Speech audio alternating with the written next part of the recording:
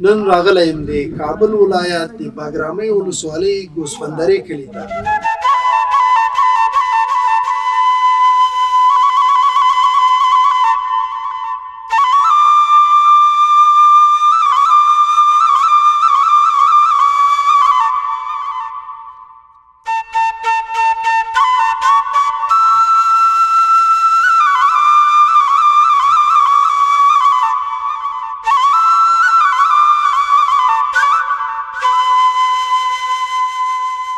نو ته داسې فکر وکړه چې اوس خو تیار اوسې غره کې ناست یې حاجي صاحب. بس سعودي مسافر یا اته نمبر شکی ورکا غسندر یې مرشي یاره.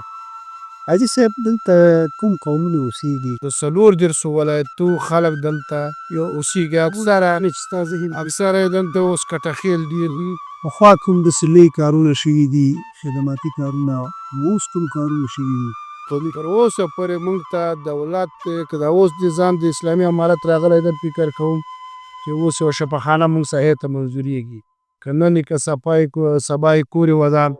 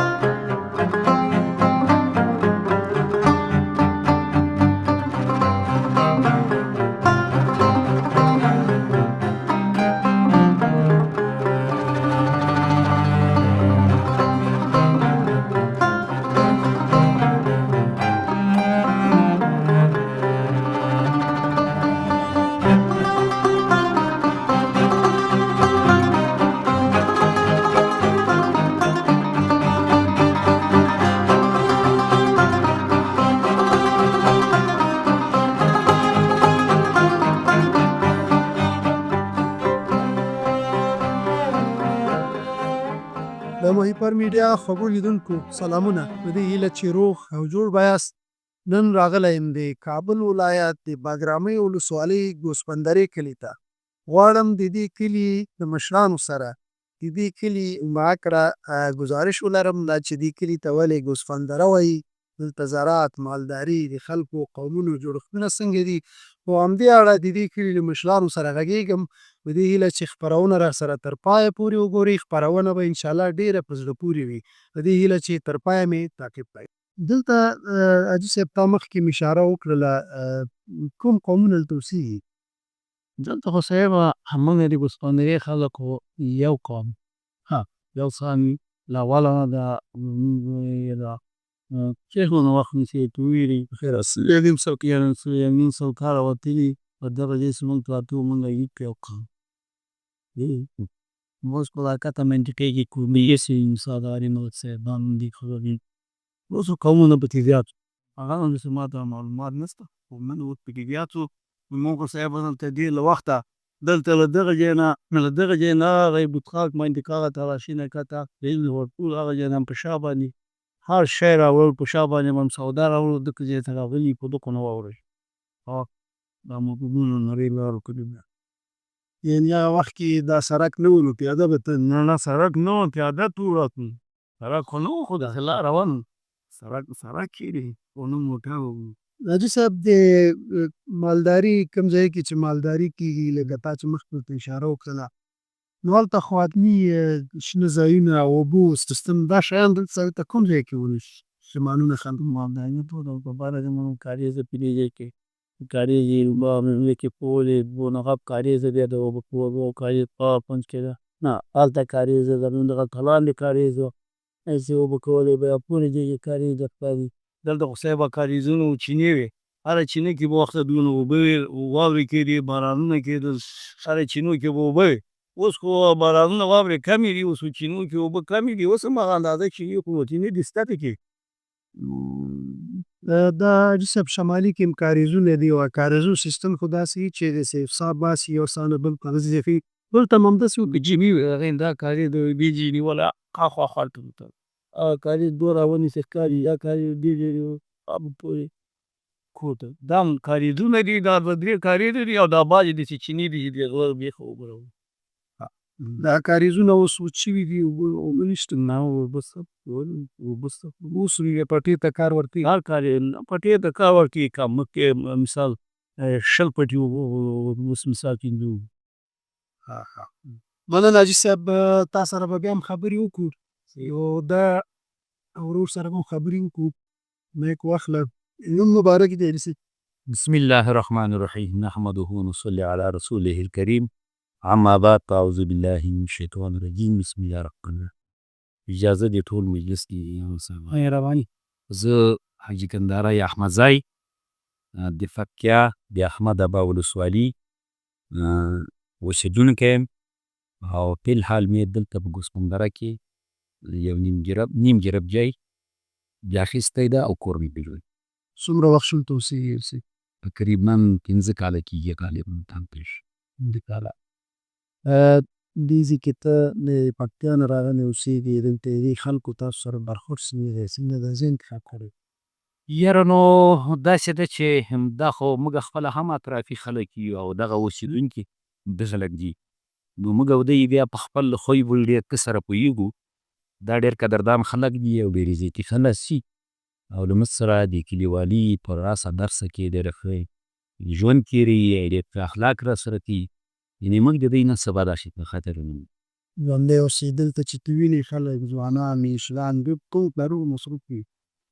یاره نو افغانستان کې خو اکثره دغه ده چې یا به خارج ته ځي سفر به کوې او یا به تجارت بزنس کوې دکانداري به کوې او مطلب دا ده چې یا به ډریوري کوې نو یا به بیلچې سره کار لري چې دا شی دلته ډېر شتون لري. یعنې دا خلک تا چې کوم وویلې په همدې کسبونو مصروف دي؟ په دې کسبونو مصروف مختلف دي. څوک مالداري کوي، څوک مطلب دکانداري کوي، څوک موټرداري کوي، څوک تجارت کوي، څوک په خارج کې مطلب دا ده چې د فاري مزدوري لپاره. تاسو په پکتیا کې مړي ژوندي رواجونه دا شیان درلودل، د دې ځای خلکو دا مړي ژوندي رواجونه د پکتیا سره فرق لري که یو شی دی؟ یاره دومره فرق نشته. خبره لري که څه کم پیش خود لري هغه په څه سړی ده هغه بس دغه فرق ولري که نه چې موږ پکتیا کې دغه شی ده چې یو کلي قوم کې مړی وشي نو هغه بیا تر 3 ورځو هغه ټغر باندې هغه قوم په یو ځایي سره ناست شي تر څو پورې د فاتحه او خیرات خلاص شي. او دغه ځای کې بیا نو مختلف قومونه دي، هلته 14 ولایتو خلک فلحال ژوندګاني لري د ګوسپندره کې که نه. نو دغه بیا دغسې ده چې نن سبا خو 20مه صدۍ ده، مصروفیتونه زیات دي. لا کوم اجل شدید کارونه چې دي مړي دي ژوندي دي هغه کوي خو دومره وخت نه لري لکه پابل چپل په کول او ورته هفته او 15 ورځې به ناست وو که نه. هغه له دې نشي کولی چې زموږ ملک د غربت د ستب کې د دې جنګیانو کوشش کوي چې دوی هڅه وکړي خپل قیامتي کړي ځای نه کړي. ډېره مننه حاجي صاحب، مشران زیات دي، تاسو ټولو خبرې ډېرې خوږې دي، همداسې به یو سره خبرې مننه خوشحال زبر راغی تاسو سره بیا نوري صاحب مهرباني ځان دې معرفي کړي. حالا که می اول کام تغر ستی کوشا اللودر بوده ماشاءالله. نو ته حاجي صاحب بندو که اوسېږې؟ ونه ته اوسېږو څومره فانده 2 کاله کېږي.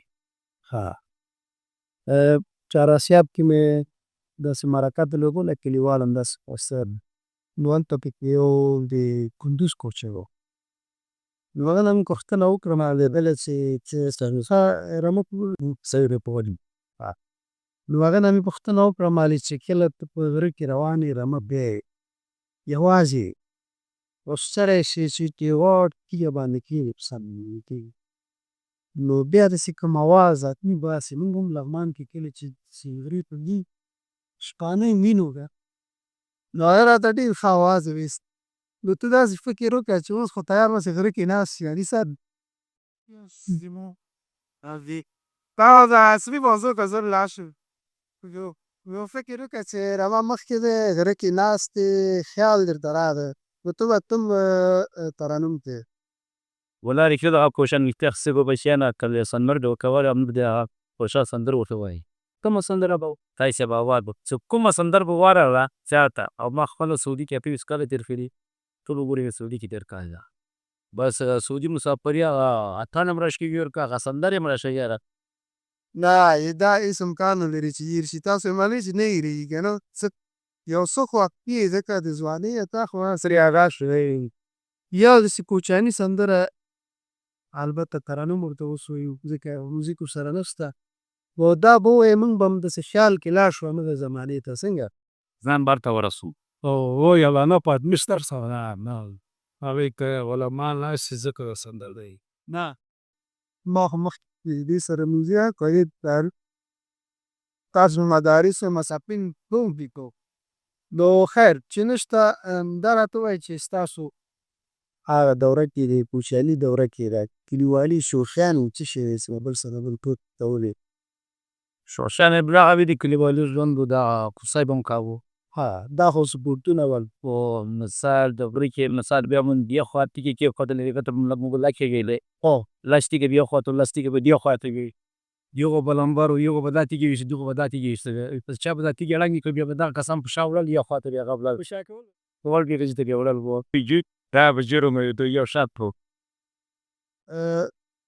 تاسو د لوګر نه یعنې هلته اوس رفت آمد لري نه لري اوس هم لرو مړی ژوندی م لوګر کې شته خوست کې شته زراجات پر زموږ د نیکه تذکره اوس هم د زراجاته د پنجاب اوس هم مړی ژوندی م هغه کې لرو ورسره کېمون جګي به راځي وځي نو تا هم چې دا ځای انتخاب کړی د حتمي باقاله پرې خلک دي خو تا عادت کې لري چې د هغه د اوسېدو ته انتخاب کړی شوي دا ولا سیون موږ راغلو کاته پورته منډې م ډېرې وکړلې لکه چرسا لکه منجې ډاب ترخیل ډاب د ساوز بیا دا خلکو راته وویلې خدای سته داسې راته ویلې دوی یو زوی قصاب و بیا یې ویلي چې سودا کوي دوی ډېر ته کړی یا سخته واڅه بیا دا قصاب یې پیدا کړ هغه د لونګ په نوم بیا هغه راته ویل زموږ یو ورور د مان الله د همځکه کار کړی کاته پورته همځای کې مثال بیا یې مان الله سره ولیدل که دا مخامخ چې ناسته یا خدای چې یو نظر مې ولید ډېر ښه سړی و یا د خلیفه صاحب مدرسه راغله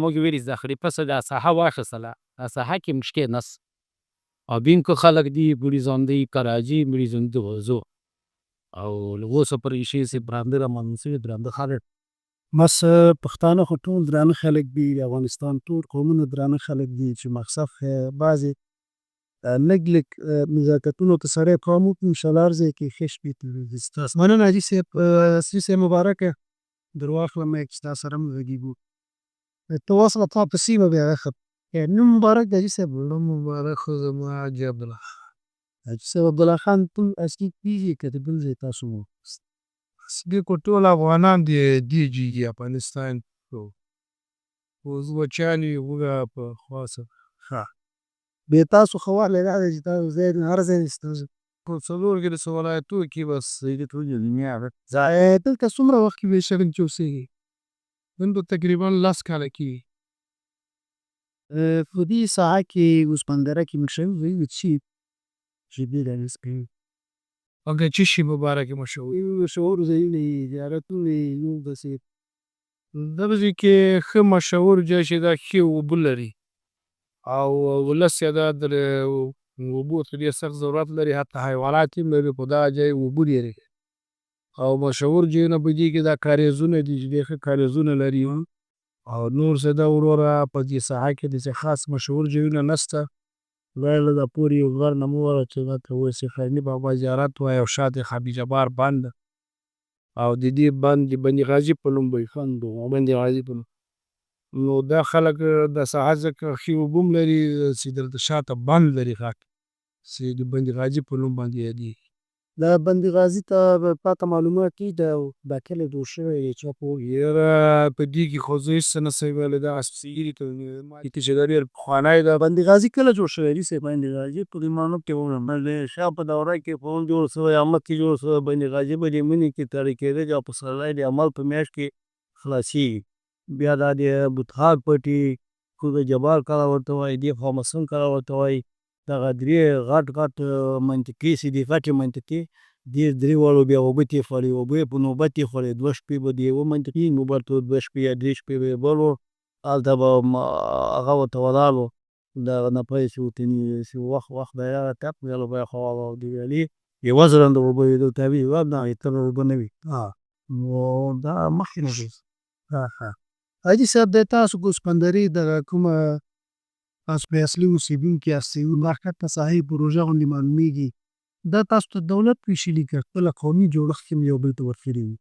دا خپله قومي جوړښت لا ښکته هم همداسې دي شوي وو. او بل حاجي صاحب د دې ساحې عمده مشکلات ستاسو د خلکو څه دي؟ دې ساحې څه مشکلات لري خلک، څه ستونزې لري صحي برخه کې، معارف برخه کې؟ معارف برخه کې خو دا مشکلات تر اوسه د احمد صاحب د منځه دلته بیا خپل ورکړی، مکتب هم خپله جوړ کړی دغه کې، او دغه څو کاله کېږي چې مکتب مې شپږمه پورې ده. دغه موږ سپین ږیرو اول ما په کې 2 کاله منډې کړي، زموږ مکتب هغومته مکتب د پاو کې ثانوي ته ووایه که نه ویلی چې نه هم چې اوس خو خلک بالکل اوس ډېر حقم یو دا مشکل ده. بل دا مشکل ده چې اوبه د منطقې د خلکو کمې سوي دي، باید چې په هر ځای کې حساب کول ته واوسي د حکومت لخوا یې موسیل او بعضې خلک له اوبو سره ډېر په عذاب. اوس وګورئ د هغې دا لاندې کاریز د مثال پاس خلک اوبه راخېږي، یا باندې بعضې خلک اوبه ساه نه لري. دا مشکلاتونه دي. مننه حاجي صاحب. دلته پخوا کوم داسې لوی کارونه شوي دي، خدماتي کارونه، اوس کوم کارونه شوي دي؟ پخوا خو داسې کارونه خدماتي نه دي سوي، او اوس هم نه دي سوي. نه دي سوي، او یعنې دا عمل کارونه نه دي کړي څه څوک اورېدل. نو تاسو خو به بیا د کوم مشغلات ځای شریکوئ که نه؟ لږ څه دا به که یې شوي د دغې ساحې خو په خپله چې د کوز یو کور نیولې دي، دا ټول د یو قام خلک پراته دي چې یو نوم دې ته کټخېل وایي. بېرته غټه کې فکر کوم چې سلیمان خېل دي که نه. همدا ستونزې خو دا دي چې په دا تېره دوره څومره چې موږ یادېږي د جمهوریت کې موږ ته د ارګ نه تقریبا په 10-12 کیلومتره کې پراته یو. نه موږ ته چا د سړک په باره کې توجه کړې، نه د صحت په باره کې، نه د معارف په باره کې. دغلته یو مکتب مو ښوونځی خوا لکه چې فکر کوم دلته چېرته او چې دا لاست وي دوی خپله دا ودانۍ دوی جوړه کړې وه، همدې د ګوسپندرۍ د کټخېلو خلکو سپین ږیري مشران او بالاخره اوس یې لږ لاندې ودانۍ ورته جوړه کړله، مځکه هم دوی ورکړې ده، حتی دیوالو کومکونه د بامو پټول، حتی نورې مرستې داسې معلمانو سره دا ټولې له وسه دوی کړي. تر اوسه پورې موږ ته دولت که دا اوس نظام د اسلامي امارت راغلی ده، فکر کوم چې اوس یوه شفاخانه موږ ساحې ته منظورېږي، که نن یې که سبا یې کور یې ودان. بله ولسوال صاحب هم راغلی و، قومندان یې امین و، او نور هم داسې خلک وو انشاءالله چې هغه خواو ته فکر دی دې حکومت چې کومې خوا ته کارونه نږدې. حاجي صاحب دلته کوم قومونه اوسېږي؟ قومي جوړښتونه ستاسو څنګه دي؟ اوس خو ټول د یو علاقې خلک یاستئ، نو کوم قومونو ته اوسېږي؟ دلته که فکر زه وکړم چې قومونه درته شمار کړم نو کېدای شي څو قومونه له ما نه پاتې شي، خو د 34 ولایتو خلک دلته اوسېږي. اکثره یې دلته اوس کټخېل ډېر دي، امرځي ډېر دي، او د لغمان خلک دي، نیازي دي، ساپي دي، منګل دي، زدران دي او شینواري دي، حتی نورستاني چې دي دا خلک هم شته، پشیان هم شته. هلته د ځمکې پټي شته؟ الحمدلله هو شته. نو تا څنګه دا ځای انتخاب کړی؟ دا خو داسې شو انجینر صاحب چې نو په تګاب کې جنګونه شروع شوله او بمباریانې وې، سر ډېر مشکلات و، خو بیا موږ خپل ژوند کوو بچ. نو کله چې خیزش مردمي شو هلته کور په کور جنګ شو، او کور په کور جنګ کې بیا زموږ په ساحه کې چې د شګۍ باغچه ورته وایي، البته په میډیاوو کې به د حاجي منګل قلعه انشاءالله ټول واورېدلي چې په هغې باندې بمبار وشو، په هغې کې زما خپل ورور شهید شو او نور ډېر کسان شهیدان شول، نو زموږ کورونه وران شوله. بیا ما کوچ وکړ او راغلم دلته په دې ګوسپندره کې مې ځای درلوده او یو 2 کوټې مې جوړې کړې او دلته مې کابل ژوند اختیار مشکلاتو د جنګ دلته خلکو برخورد ماشاءالله خوشحاله دي. الحمدلله ډېر ښه ټول قومونه او زمونږ رواجونه بعضې یو نیم فرق کوي لکه مخکې تا پته راوویله خو دلته چې البته چې هر ځای ته ځو د هغه خپل رواج د هغو سره که نوموړی جوړته یم ډېر ښه په اتفاق دی هر څه چې زمونږ ته د ولسوالۍ د پاره راځي یا د بل پاره راځي داسې په مشوره باندې د ټولو قومونو د ټولو ملګرو په مشوره باندې هغه کار کوو چې کوم شي باندې مشوره راغله او هغه کار کوو. ډېره مننه ژوندی اوسه. مننه تا نه ورور. حاجي صاحب مننه. د وروستۍ پوښتنې په توګه مولوي صاحب د ګوسپندرۍ د سیمو خلکو غوښتنه به څه وي د مسؤلو چارواکو؟ بسم الله الرحمن الرحیم. اجازه د ټول مجلس د موږه جدي غوښتنه الحمدلله ثم الحمدلله چې د موږه الحاد اسلامي نظام ده هغو ته د پیشنهاد رسول دي او انشاءالله الرحمن هغه په هغه باندې کار کوي. موږه په ګوسپندره کې به دی درته وایم چې اکثریت مالدار غریبکار خلک دغه ګوسپندرې ته راغلی په لحاظ د دې چې د مځکې ارزښت پکې کم ده او وادي محصره کمزورې ده د وس مطابق ده. فی الحال د موږه د اسلامي امارت نه جدي غوښتنه دغه ده چې د موږه خوار غریب د مظلوم ولس یې مختلف قومونه کې شتون لري او د موږه کوڅې هم ډېرې یعنې توجه نه ده ورته سوې او سړکو ته هم توجه نه ده سوې او د برق په باره کې په اوس موږه یوه پروژه روانه ده چې دغه د برق کمپې نصب سوي دي او باقي چارې به انشاءالله کوو په دې باندې لګیا یو او د موږه غوښتنه دغه ده د اسلامي امارت نه چې دلته مظلوم خلک دي د موږه هر مؤسسات باندې باید دوی غږ وکړي چې دغه ته د بګرامو ولسوالي مربوط یو موږه او دلته ډېر خلک شتون لري چې دا غریبان دي او د مرستو د ونو د زراعت او دا ګوسپندره اوس هم مالداري لري په مخامخ رو کې ته انجینر صاحب کتلی شي دغه د رمې روانې دي د دوایانو او د خوراکو شیانو توزیع وشي نو د ما اسلامي امارت باندې دا غږ ده چې معلوم حاجي مزکندرۍ ده چې د ګوسپندرې او د میجي ډاکا د کوڅو د سړکونو د مکتبونو د کلینیکونو توجه بالکل په صفر ده. ډېره مننه حاجي صاحب. له تاسو ټولو نه ډېره زیاته مننه کوم چې تکلیف مو ویسته موږ سره تر د 2 بجو نه بعد وګرځېدلې داسې یو ځای موږ ته برابر کړو. ډېره مننه کوم تکلیفونه مو بخښئ په دې هیله چې حکومت موسسات او یا خارج کې زموږ ځینې مدیر چې هغې سره امکانات شته چې دغه زموږ او ستاسو وطنداران او ځینې برخ تاسو ته راستلي کړي دا به موږ خوشحالېږو ځکه دا د خیر کار دی. د مهیپر میډیا خوږو لیدونکو زموږ خپرونه نن د کابل ولایت بګرامۍ ولسوالۍ په ګوسپندرې دره کې همدومره وه تر هغې چې بیا له یوې نوې خپرونې سره تاسو ته حاضرېږو تر هغې مو په لوی رب سپارم هر ځای کې چې یاست خوښ او خوشحاله اوسئ.